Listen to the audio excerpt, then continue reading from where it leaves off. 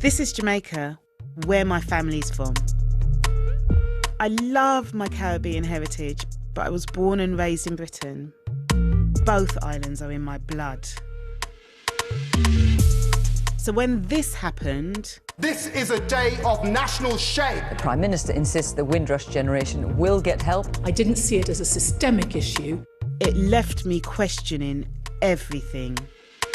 Given all that we went through, given all that our parents went through, and their parents, what does that count for? After World War II, members of my family were among those who rebuilt the mother country. I wasn't a Jamaican.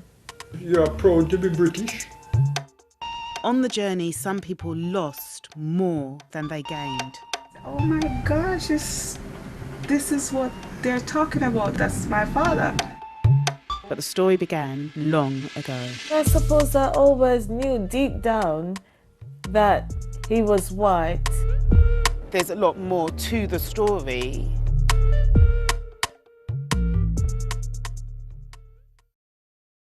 Our connection to Britain began with the brutality of the transatlantic slave trade. My great-great-grandmother, Helen, was the last person in my family to be born as a slave. When my mum was a little girl in Jamaica, she helped to look after her. She was 110 when she died, and she was born in slavery. And, So she was a child. And she was a child in slavery. I know she told me that she used to pick peas. I used to ask her so many questions like, what did you do? When did you go to school? Well, she didn't really. And to get what she had to offer from her experience in slavery, I thought that was, you can't take that away from anyone, can you? I have a big, colourful Caribbean family. My father was one of 8 children. This is the house in London where they grew up. Oh my gosh, it's really tall, isn't it? Yeah, it's quite big. It's the only time that they all live together. I shared with one of my sisters. Which one? Jean. You shared with Auntie Jean? Yes. Oh, okay. Yeah. I didn't know you shared. Aunt Jean went to study in Jamaica in the 1960s. When she wanted to return to London, they told her that she had lost her right to live in the UK. You expected her to come back? Jean? Yeah. Yeah, we expected her to come back. We didn't thought it was going to be a problem. Did you miss her when she went? Yes, obviously. You know, when she went to apply to come back, they're saying that she can't come back because she hasn't got a British passport. The separation of Windrush families isn't a new thing. It's been going on for decades. For all that our parents have done, you know, over their life, living in this country, contributing to this society, it's not fair for her to be there and all her siblings are here and she's not able to be here with us. Arrivals at Tilbury. The Empire Windrush brings to Britain 500 Jamaicans. Full of hope, they sail for Britain. Citizens of the British Empire coming to the mother country with good intent. When I watched the coverage of the Windrush scandal, it almost felt like this is not our home. This is just some country that we migrated to. There's a lot more to the story. I feel like that story has to be told.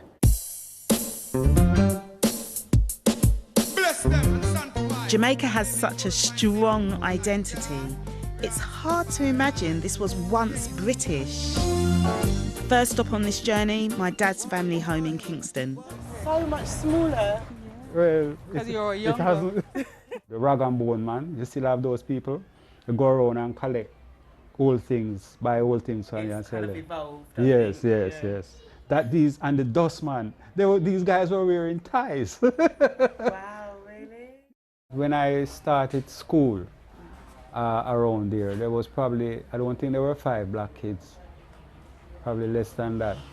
They would call you Blackie, or they would call you Wag. What, just as you walking on the street or in school? Well, normally what would happen, you wouldn't encounter it until you get close up. It's not like, say, people hurling abuse at you across the road. It's only when you come in contact We didn't know what they went through. We didn't know. I guess we didn't talk about it.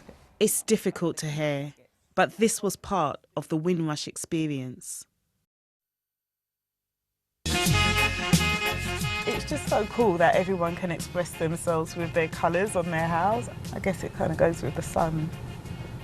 The next day I went to see Jean again. She's the aunt that couldn't come back to the UK. Oh, that was a trial. I didn't have a clue where to find. So I took out all my albums. And as I say, I have to show you a passport. That's interesting. Yeah. I didn't even know it. You need to take a look at this one. Tell me what it is. Oh, it's a British passport. It's hard to understand why Jean wasn't allowed to come back into the UK when her dad had a British passport. It was Thursday that I went in the trunk and pulled it out, expecting to find those blue ones, and then I found this one. Because when people ask me, did he have citizenship? First thing I said, I don't think so. But what does it say? Yeah. It does say he was. Jean has a great life in Jamaica, but she had a great life in the UK too. That's at Battersea Park. In England? Yes, oh my God. You used to go there a lot? Yeah, that was a big outing there. You know, see us all in the same dress. That's him. Daddy. Yeah, that's him. He was tiny. That's at Daleview Road. What was he like then? He was funny. He was funny. He was a sportsman, you know. But he was really good. So quite school. A cool big brother. Yeah. Like. Yeah. When Jean was separated from the family, I know my dad took it really hard. So when she decided to get married, he was so excited to be going to her wedding. I was there waiting, and they couldn't come back. And when they came back, they didn't come back with your father. It was really sad. And it was really a shock. And something that I can never forget, you know.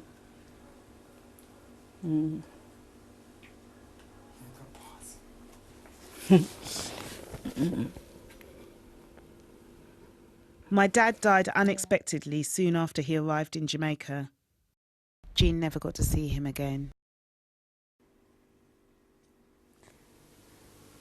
That was the first time that we saw you, wasn't it? Was that the first time we met you? Because you were smaller in England, yeah, that's the first time you would remember. Yeah. All of this, the racism, the separation, it's what makes the Windrush scandal so hurtful for families like mine. Why did they make the journey at all? I'm going to see my mum's uncle. He was one of the first people in my family to go to the UK. You alright? Yeah. Do you know the Edmonton cricket ground? No. No? No. I was the first and only black guy to play cricket at Edmonton, or to become a member of the Edmonton cricket ground. During that 14 years, there was one other guy, so it was only two of us blacks that were there. Britain was in shambles, and if you have 17 countries in the Caribbean who financially are probably worse off because jobs they don't have, so you just come and says there's jobs to be had in England, you know. There's railways to be built, there's underground to be built, and things like that. If the mother nation is in trouble and the country has been broken down. The mother nation being the UK, because they used to call themselves the mother nation. Well, they are the mother nation, right. So there wasn't a concept of being Jamaican, it was a concept of being British. Right, it is British. Right. I didn't realise that. That was a concept. We weren't a nation. Our mother country was England. I find it odd that back then Britain was seen as the mother country, given the part it played in the transatlantic slave trade. My uncle is taking me to see my great-great-grandmother Helen's grave. She was the child in slavery. Do you remember her? If I remember her? Yeah. What? Yeah, man. What was she like? She went through slavery, you know. Yeah, I know. So she couldn't read or write. Oh, wow. None of that. So this is Queen Anne and Helen McGuinness. That's a really Jamaican name. Slavery was abolished in 1838, started but then it was in still 34, carrying on, and it was still carrying on.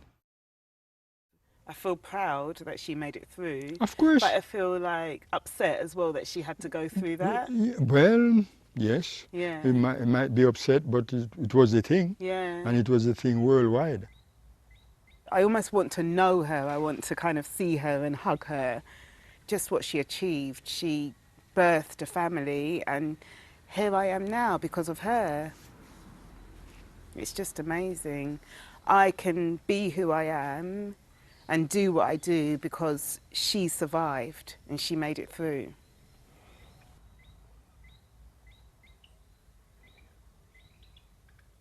Helen's daughter was called Queen Anne Shattock, and because of Queenie's fair skin, in contrast to her mum Helen's dark complexion, the family have always suspected that Queenie's father was white. For the first time, I feel I'm ready to find out more. It's my last day in Jamaica. I've decided to go to the Birth and Deaths Registry in Spanish Town to see if I can find out more about my mother's great-grandmother Helen and her daughter Queenie. That really wasn't what I was expecting. I didn't even think I would find Queen or Helen, and I found so much more, but it's almost like I've got more questions. The more I find, the more I need to ask. I'm not quite sure how I feel about it, really. I'm heading back to the UK. My mum was Queenie's favourite granddaughter, and now I'm going to tell her what I found out about Queenie's dad. Hello! Monday! Sheena! Oh, you're so dark! So you visited Queenie's tomb then? Yeah. And Bowen? Yeah. Oh. I said hello from you. What did Helen look like? From my memory, she was quite dark. She was darker than I was. And with really striking features, really striking black features, which my grandmother, which Queenie didn't have. So, yeah, that's what... So we knew because of the contrast, there was a possibility that he was white. And that she was mixed race. Queenie was mixed race just because of how she looked. We actually did find Queenie's dad, John Shattock, and this is his death certificate. Oh. This John Shattock, who died in Jamaica, was my great-great-grandfather, Queenie's dad. But what I wasn't prepared for was what I found out about his grandfather, who was also called John Shattock. So John Bellett Shattock Sr. was a merchant during the slave trade, and he owned slaves. So he would travel between Jamaica and the UK, and he was based in Somerset. So there must be some Shattocks in Somerset? Yeah, there is. Yeah. My ancestry comes full circle back to the UK. I knew I have a right to be here. I have as much right to be here as the Shattocks who are in Somerset, basically. Yeah. The Windrush is not just about politics. It's not just about immigration. Jamaica and the UK are bound together by blood. We are two branches of the same family tree. It's me in my bag. Hey, Christian, where you going? My kids generally feel British and comfortable about saying that. Yes, absolutely. It's not a thing for them. Yeah. And part of me thinks, well, that's great. Even though I think, well, I need to explain the history so they understand. They need to be aware because the system, the government, can change the rules. Yeah. Just like what we've just seen with the Windrush, we still have to be on our guard. Now, why have you come to England? To seek a job. Now, you're ex-Air Force, aren't you? Yes. Are you going back into the Air Force again? Yes. I'm trying to help myself and also help my mom. London is the place for me London, this lovely city. I wasn't part of the slave trade. I didn't come over in the Windrush generation. But those journeys, they're in me. They're part of me. And my experience as a black British person, it's always going to come back to that. Just how the two countries are connected. It's not just my history, it's all of our history. And it's a history that we need to talk more about. Well, believe me, I am speaking broad-mindedly. I am glad to know my mother country. I've been traveling the countries years ago, but this is the place I wanted to know, darling London. This is the place for me.